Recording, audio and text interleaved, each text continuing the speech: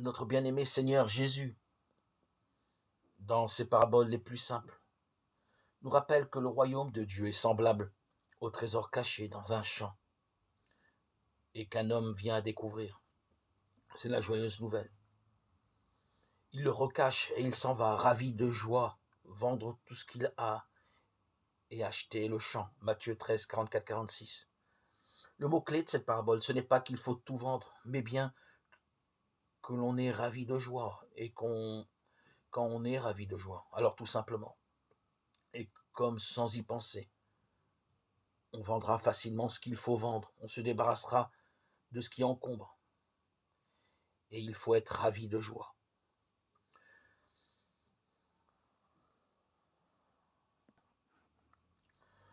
Dans certaines crèches de Marseille, il y a un certain Santon parmi tous les autres, qui s'appelle le ravi. Ce n'est pas le plus intelligent de tous, loin de là. Il passe même pour un simplet.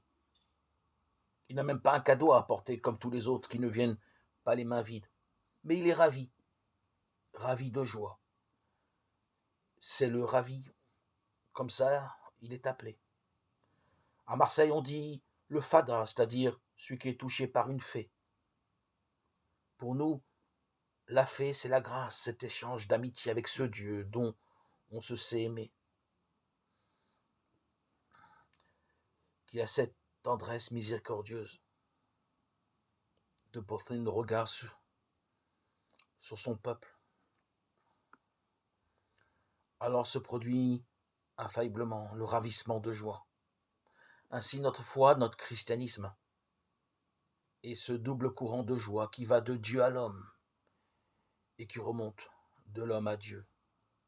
Dieu qui se réjouit de la brebis perdue, de la drachme retrouvée, du fils, de la brebis perdue, du fils prodigue revenu.